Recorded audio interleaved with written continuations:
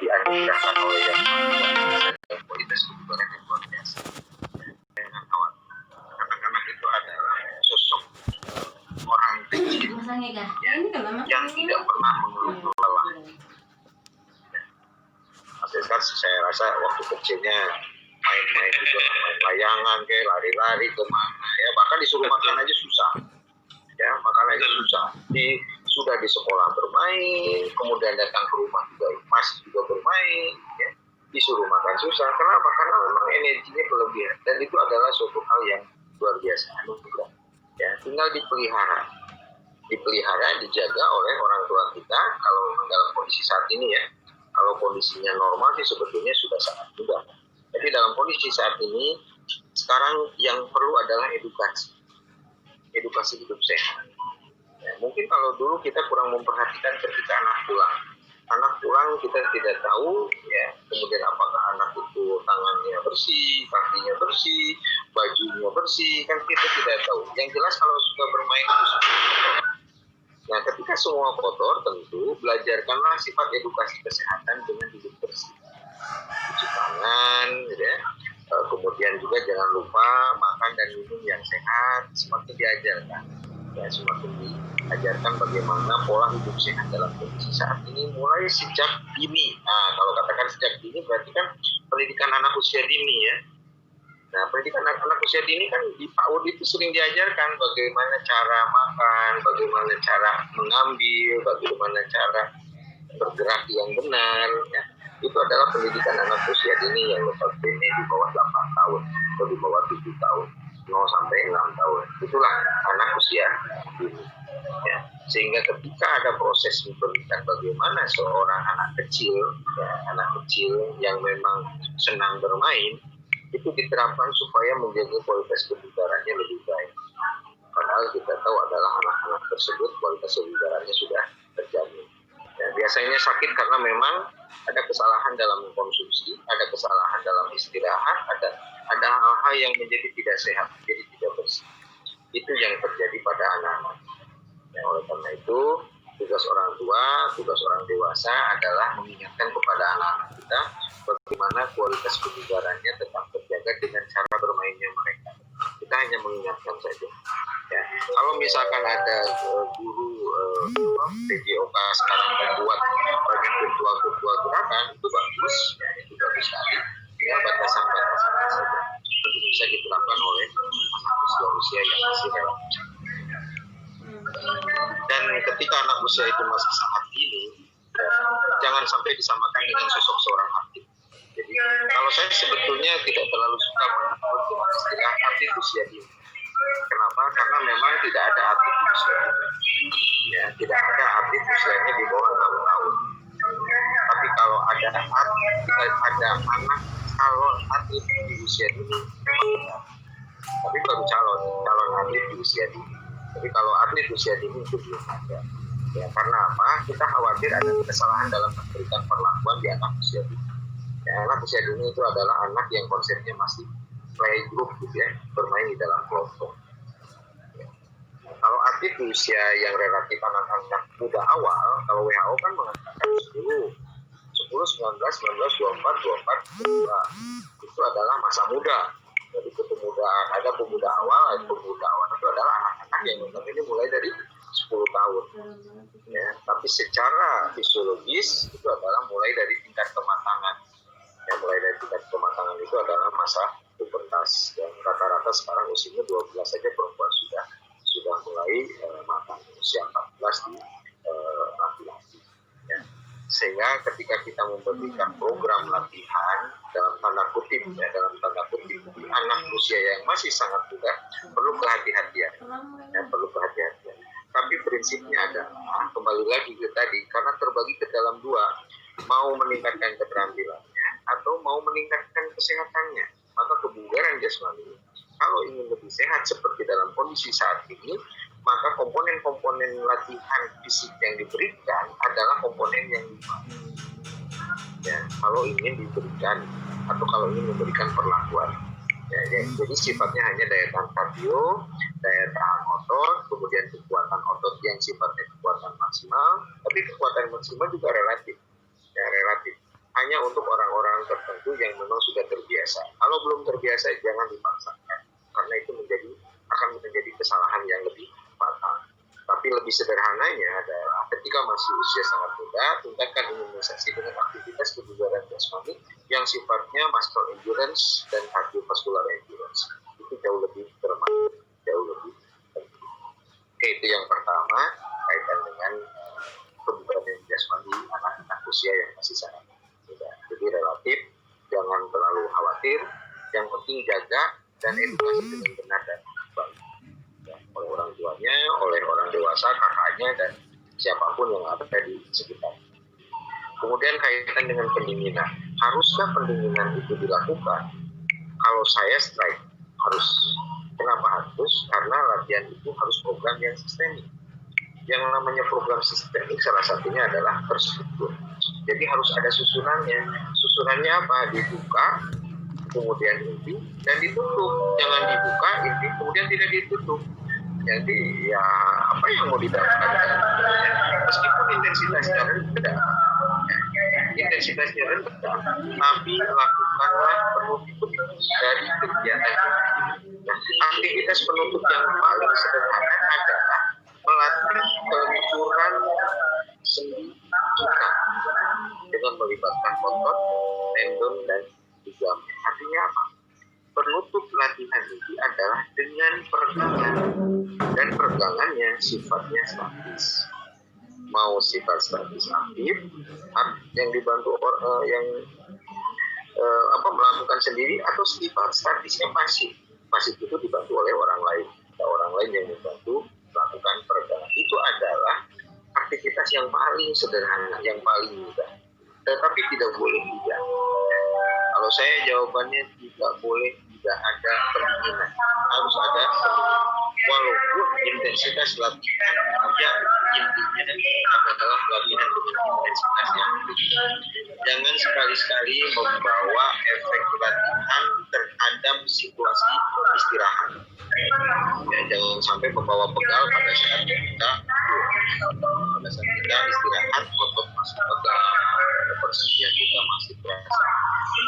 Jadi karena pasti ada efek fisiologis akibat dari latihan inti. Apalagi kalau latihan intinya dengan intensitas yang tinggi, dan intensitas yang tingginya membentuk sampah-sampah metabolisme di dalam otot, ya seperti laktat misalnya. Itu wajib hukumnya, bahkan lebih wajib lagi pendinginannya, dan pendinginannya juga harus dengan intensitas yang rata-rata itu di bawah tinggi. Ya. Jadi kalau misalkan tadi hanya peregangan rendah, nah kalau untuk latihan yang sifat intinya itu menghasilkan terjadinya pembentukan sampah seperti laktat itu sebetulnya energi. Tapi kalau kita tidak daur ulang, itu menjadi tingkat kelelahan yang berlebihan dan akan terbawa kepada masa istirahat. Oleh karena itu, disarankan oleh para ahli fisiologis ketika ada latihan yang sifatnya toleransi laktat, maka segera penutupnya itu adalah latihan yang sifatnya aerobik. Padahal aerobik itu kan bisa jadi latihan inti. Tapi kalau latihan laktat, latihan aerobik itu adalah latihan penutup. Latihan untuk menutup latihan yang sifatnya toleransi laktat. Tapi itu juga belum cukup penutupnya. Harus dengan latihan tambahan. Apa itu? Latihan peregangan yang benar dan baik. Artinya meregangkan lagi, mengkolingkan. Dan itu pun tidak akan hilang. Rasa tegangnya masih ada. Caranya bagaimana pemulihannya? Caranya adalah merendam di air. Syukur-syukur kalau misalkan airnya ada yang seperti gelombang, seperti yang memijit-mijit, tapi rileks. Nah itu akan jauh lebih bagus lagi, sehingga mengurangi kadar-kadar penumpukan sampah. Dan itu pun belum cukup juga, gitu ya, masih ada sisanya. Karena kalau tidak habis 100%. Tapi jangan sampai pegal keesokan harinya. Caranya bagaimana?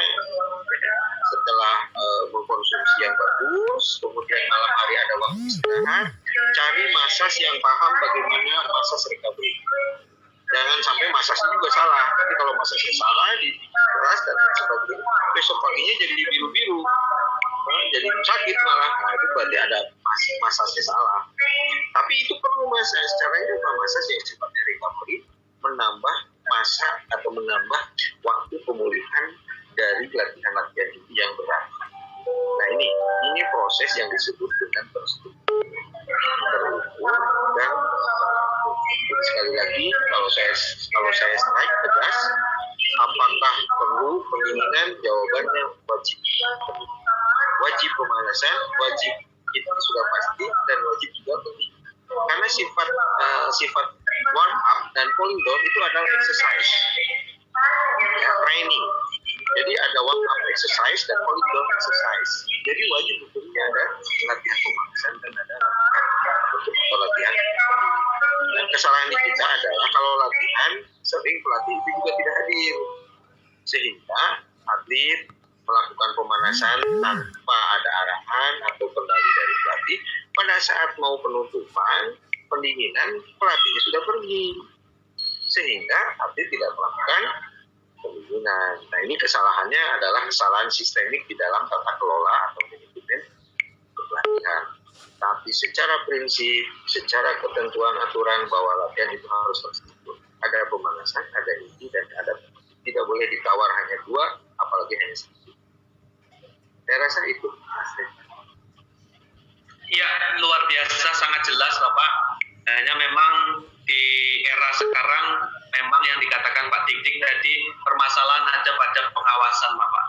Dan juga bagaimana penyampaian seorang guru terhadap siswa, terkendala kuota, terkendala jaringan, dan lain sebagainya. Jadi ini memang satu PR kita bersama Bapak. Saya rasa bagaimana anak-anak kita juga tetap mendapatkan satu pembelajaran begitu, termasuk khususnya dalam kegiatan pendidikan jasmani, di mana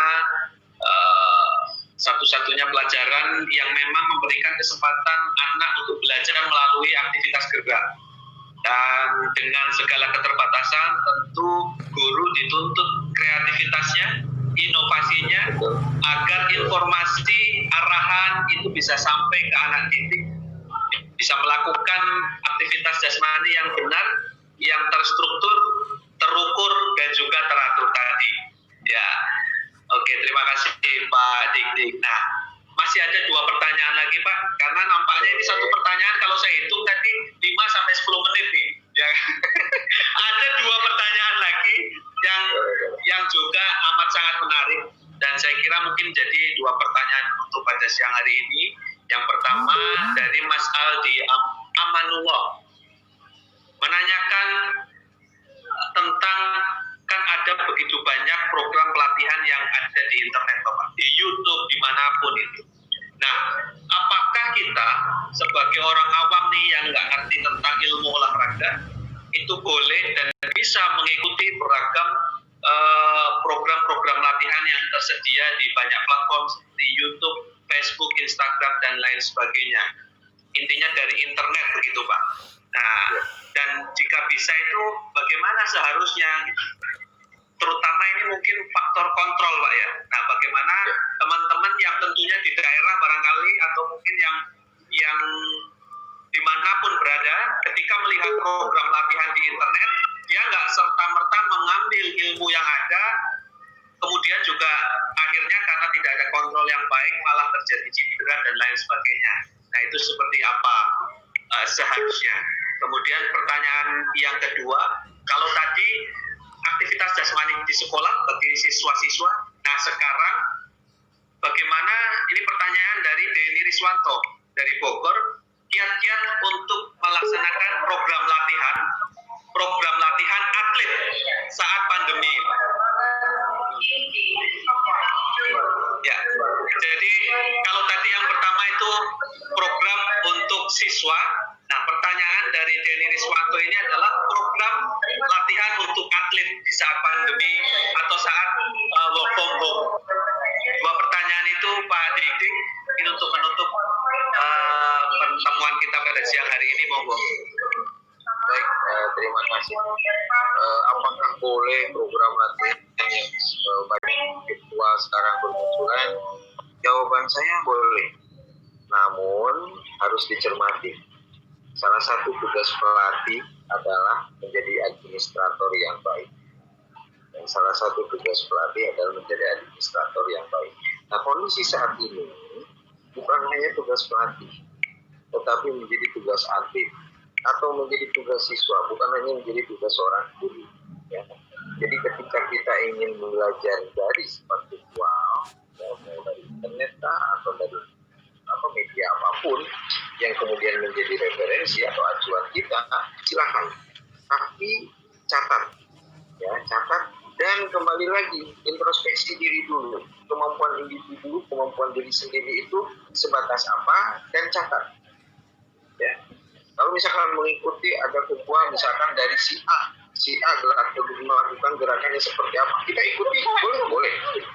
Ya, silakan. Kemudian pahami apa yang dimaksud dengan tujuan dari setiap gerakan-gerakan yang harus dilakukan. Pahami betul, ya, pahami betul.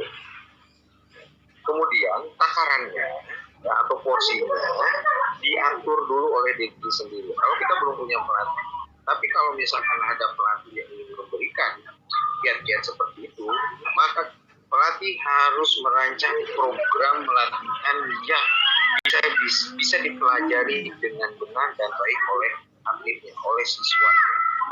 Dan berikan format yang di dalam program tersebut mengharuskan dia menulis catatan-catatan aktualisasinya. Misal, si pelatih berharap ada aktivitas lari 10 menit. Bisa tidak 10 menit? Oh, ternyata bisa. Kemudian ada aktivitas yang lain, misalkan gerakan-gerakan yang mengharuskan tubuh ini melakukan tahanan-tahanan, apa. Kemudian di situ ditegaskan jumlahnya. Nah, jumlahnya itu ketika dilakukan mampu atau tidak, mampunya berapa, tidaknya berapa, dan itu tercatat. Nah, ketika tercatat, maka di sini akan ada proses yang nanti baik pelatih maupun atlet itu punya kendali, ya, punya pengawasan tersendiri. Artinya ada secara mandiri, ada self controlnya. Nanti pelatih juga akan mengontrol dari apa yang sudah dilakukan oleh atletnya atau misalkan oleh siswanya. Jadi antara guru dengan siswa, antara pelatih dengan atlet itu sudah bisa saling mengontrol. Ya, karena apa? Karena memang terprogram. Kesulitannya adalah ketika tidak terprogram. Artinya tidak terprogram itu tidak teradministrasi dengan benar dan baik. Sementara tugas seorang pelatih adalah administrator terbaik. Administrator terbaik itu program itu harus tertulis, harus tercatat. Jangan sampai program itu hanya ada di dalam pikirannya saja, tapi tidak tertuangkan.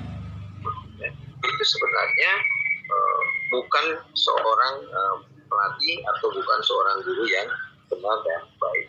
Ketika hanya menugaskan secara lisan, sehingga nanti siswanya pun akan melakukan begitu saja tanpa ada catatan-catatan. Itu kaitannya dengan bagaimana mengendalikan dalam kondisi saat ini. Jadi selalu ada catatan-catatan penting yang memang dimiliki nanti oleh seorang gurunya, dimiliki juga oleh seorang siswa. Nah, sehingga progresnya itu akan menjadi jelas nampak. Nah, itu kaitan dengan kondisi saat ini. Lalu bagaimana ketika untuk sosok seorang atlet ya, dalam kondisi pandemi seperti ini? Prinsipnya tadi, ya, prinsipnya yang pertama, kalau bicara atlet, secara skill itu sudah otomatis dia masuk ke dalam fase automatically. Jadi secara otomatis sudah terrealisasikan ya secara keterampilan. Namun secara fisik tentu ini harus menjadi catatan. Dalam kondisi saat ini kita tidak terlalu berharap banyak tentang komponen-komponen peningkatan yang berlebihan. Dengan mampu menjaga kebugaran kebugaran fisiknya menjadi lebih baik saja, ya, itu sudah hal yang luar biasa dalam kondisi pandemi seperti saat ini. Ya. Oleh karena itu, pelatih dengan atlet harus bekerja sama dengan benar dan baik. Harus selalu bekerja sama. Karena antara pelatih dengan atlet itu adalah ibarat dua sisi mata uang. Ya, tidak bisa dipisahkan, hanya bisa dibedakan. Beda sisi antara satu dengan yang lainnya. Tetapi tidak bisa dipisahkan. Karena begitu dipisahkan dari keduanya, maka nilai mata uang itu menjadi tidak ada. Begitu juga ketika atlet dan pelatih dipisahkan, ya, maka itu menjadi tidak bermanfaat. Oleh karena itu, jadilah pelatih yang betul-betul menjadi administrator yang baik, mencatat dan memberikan program yang memang direncanakan dengan benar dan baik.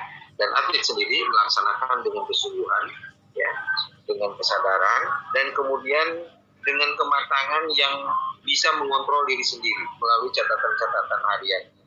Ya, jadi sekarang atlet itu betul-betul ditutup lebih matang, lebih dewasa, dan lebih menghargai usahanya dengan mencatat hasil dari setiap aktivitas. Sehingga jejak rekam aktivitas dalam kesehariannya itu akan menjadi ketenangan yang pasti. Ya, yang pasti suatu saat kesuksesan itu akan melihat ke belakang. Dan itu akan menjadi catatan-catatan yang luar biasa untuk seorang atlet dalam kondisi saat ini yang memang dituntut untuk menjadi lebih baik lagi, menjadi lebih bugar, menjadi lebih sehat, dan prestasinya tetap menjadi lebih hebat. Saya rasa itu, Mas Esman.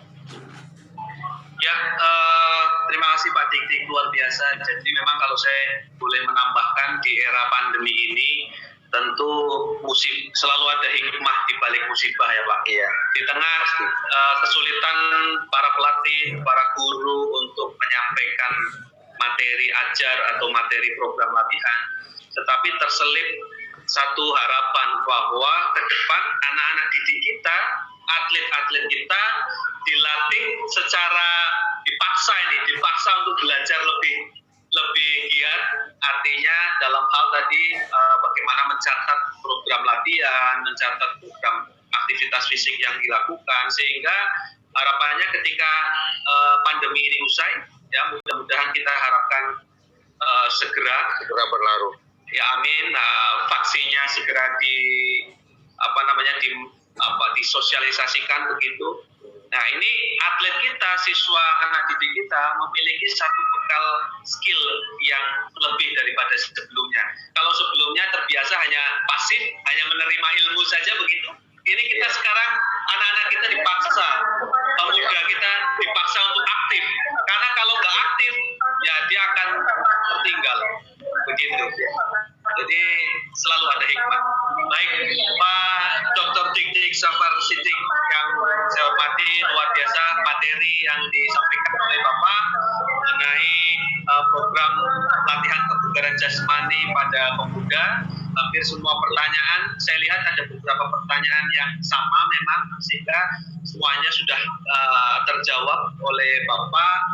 Saya menyampaikan terima kasih yang sebesar-besarnya di tengah kesibukan Bapak. Saya lihat ini masih di bandara, mungkin ini sebentar lagi boarding. Nah, ya makanya artinya dengan segala kesibukan Bapak masih menyempatkan untuk berbagi ilmu, berbagi pengalaman kepada para pemuda dari Sabang sampai Merauke, Miangas hingga Rote. Luar biasa. Terima kasih Bapak, dan semoga kita dapat berjumpa di lain kesempatan. Amin. Ya, salam olahraga, Pak. Semuanya. Salam olahraga. Salam olahraga. Salam sehat semuanya. Terima kasih. Baik, peserta. Ya. Monggo Bapak, dipersilakan. Absen dulu. Ya, peserta pelatihan Paling bawah. kebugaran jasmani bagi pemuda di materi yang ketiga yang disampaikan oleh Dr. Dik Safar Siddiq. Tadi kita berbicara mengenai latihan Habis nilai evaluasi kebugaran tempat lagi. jasmani atau program latihan kebugaran jasmani untuk pemuda. Sedikit saya mereview materi yang disampaikan oleh Dr. Dik bahwa dalam melaksanakan program latihan selalu ada 3 prinsip yang harus dipegang. Yang pertama harus terstruktur, lalu terukur, dan juga teratur. Baik latihan kebugaran jasmani yang bertujuan untuk kesehatan maupun latihan kebugaran jasmani yang bertujuan untuk meningkatkan skill kaitannya dengan mencapai prestasi olahraga. Dan di tengah pandemi tentunya kita harus beradaptasi, ya, baik aktivitas jasmani yang ada di sekolah maupun program latihan bagi para atlet tentunya harus disesuaikan seperti yang dikatakan oleh Dr. Dik bahwa sekarang ini yang pertama adalah melakukan maintaining atau menjaga kondisi fisik kita tetap prima, imunitas kita tetap baik, sehingga kita dapat terhindar atau meminimalisir resiko tertular COVID-19. baik Bapak Ibu dan juga teman-teman semua dari Sabang sampai Merauke, 3 narasumber kita semuanya telah berbagi ilmu, berbagi pengalaman kepada kita semua. Di materi pertama tadi ada Pak Hendro Wardoyo yang menyampaikan materi tentang tes dan pengukuran kebugaran jasmani untuk pemuda. Lalu berikutnya narasumber yang kedua kita ada Dr. Anang Basuki Mahajito. Beliau berbagi mengenai peranan sport science dan juga cedera olahraga. Dan yang baru saja kita dengarkan, Dr. Dik Zafar Siddiq menyampaikan materi tentang program latihan kebugaran jasmani untuk pemuda. Harapannya 3 materi yang disampaikan oleh narasumber dapat menambah wawasan, menambah insight bagi teman-teman semua untuk melengkapi pelor-pelor untuk menghadapi masa depan. Pemuda Indonesia haruslah menjadi pemuda yang sehat dan bugar, yang kreatif, inovatif, dan produktif untuk bisa menjadi generasi penerus bangsa, membawa bangsa Indonesia ke dalam kejayaan, mensejahterakan rakyatnya, dan tentunya semakin maju dan jaya. Saya kira itu yang dapat kami sampaikan. Saya selaku moderator mengucapkan terima kasih atas segala atensi serta mohon maaf apabila ada kekurangan selama penyampaian materi pada siang hari ini. Terakhir, saya berpesan kepada seluruh peserta untuk tetap stay di Zoom meeting ini atau tetap stay di channel YouTube PP PON Kemenpora, karena akan ada informasi yang akan disampaikan oleh Mas Rahmat selaku MC kita pada siang hari ini. Akhir kata, salam Kemenpora, pemuda maju, olahraga jaya. Bila taufik wal hidayah, wassalamualaikum warahmatullahi wabarakatuh. Saya kembalikan kepada MC Mas Rahmat. Terima kasih. Baik, terima kasih Bapak Eskar atas pemimpinannya. Tadi telah memimpin jalannya pemberian materi pada hari ini. Kami ucapkan juga terima kasih kepada seluruh pemateri yang tentunya telah berbagi ilmu dan pengalamannya yang tentunya sangat bermanfaat bagi diklat pada hari ini. Baik Bapak Ibu sekalian, dengan berakhirnya materi hari ini, maka berakhir pula lah kegiatan diklat kali ini. Namun selanjutnya akan ada beberapa pengumuman terlebih dahulu yang akan kami sampaikan. Untuk itu mohon untuk disimak secara seksama. Yang pertama, penggantian paket data akan diberikan kepada 500 orang peserta melalui nomor ponsel yang telah terdaftar dan memiliki aplikasi GoPay. Paket data tersebut akan diberikan sesuai dengan aturan dan persyaratan yang telah ditentukan oleh panitia, yakni dengan yang telah mengisi hadir, pengiriman sertifikat akan diberikan kepada peserta melalui email masing-masing yang telah terdaftar dan sesuai dengan aturan atau persyaratan yang telah ditentukan oleh panitia. Dan akan dikirimkan juga paling lambat dalam waktu maksimal 15 hari kerja setelah acara selesai.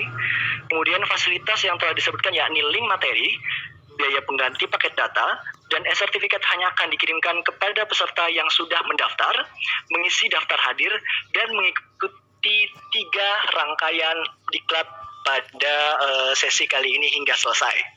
Keputusan panitia mengenai peserta yang berhak mendapatkan sertifikat maupun biaya pengganti kuota sesuai dengan syarat dan ketentuan yang berlaku adalah mutlak dan tidak dapat diganggu gugat. Selanjutnya kami informasikan sekaligus mohon maaf apabila paket data dan sertifikat untuk kegiatan sebelumnya masih dalam proses. Untuk itu kami mohon dukungannya untuk dapat bersabar dan menunggu informasi lebih lanjut langsung dari kami. Para peserta yang mengikuti pelatihan ini baik melalui Zoom maupun YouTube, kami wajibkan untuk like, subscribe, dan share channel YouTube kami di PP PON Kemenpora. Baik, demikian pengumuman yang disampaikan. Tak terasa kita telah berada di penghujung acara diklat pada hari ini. Untuk itu kami ucapkan terima kasih kepada Pusat Pemberdayaan Pemuda dan Olahraga Nasional, Deputi Bidang Pemberdayaan Pemuda, Kementerian Pemuda dan Olahraga Republik Indonesia yang telah menyelenggarakan pendidikan dan pelatihan kebugaran jasmani bagi pemuda selama 2 hari ini. Selanjutnya kami ucapkan terima kasih juga kepada Deputi Bidang Pemberdayaan Pemuda, Kementerian Pemuda dan Olahraga Republik Indonesia, Bapak Profesor Dr. Faisal Abdullah SHM SI DFM. Kemudian kami ucapkan terima kasih kepada Kepala Pusat Pemberdayaan Pemuda dan Olahraga Nasional, Kementerian Pemuda dan Olahraga Republik Indonesia, Bapak Triwinarno Akasya. Serta kami ucapkan terima kasih kepada seluruh pembicara hari ini, diantaranya ada Bapak Hendro Wardoyo MPD, Bapak Dr. Anang Basuki Maharjito, dan Bapak Dr. Dik Jafar Sidik MPD. Dan begitu juga kami ucapkan terima kasih kepada moderator kami yang luar biasa hebatnya, Bapak Eskar Tridenantara SPD MPD. Dan kami juga ucapkan terima kasih kepada seluruh peserta Bapak Ibu yang telah menghadiri diklat kita sampai dengan hari kedua ini. Semoga kegiatan diklat ini dapat bermanfaat bagi kita semua dan tentunya dapat menjadi bekal yang luar biasa untuk terus berkarya dan berprestasi ke depannya. Mohon maaf apabila terdapat kekurangan maupun hal yang kurang berkenan dalam diklat pada hari ini. Sampai jumpa dalam kegiatan diklat kami selanjutnya, tentunya dengan topik dan bahasan yang lebih menarik. Saya Rahmat Ramadan selaku pembawa acara pada hari ini. Mohon maaf dan pamit undur diri. Wabillahi taufiq wal hidayah. Wassalamualaikum warahmatullahi wabarakatuh. Salam Kemenpora, Pemuda Maju, Olahraga Jaya.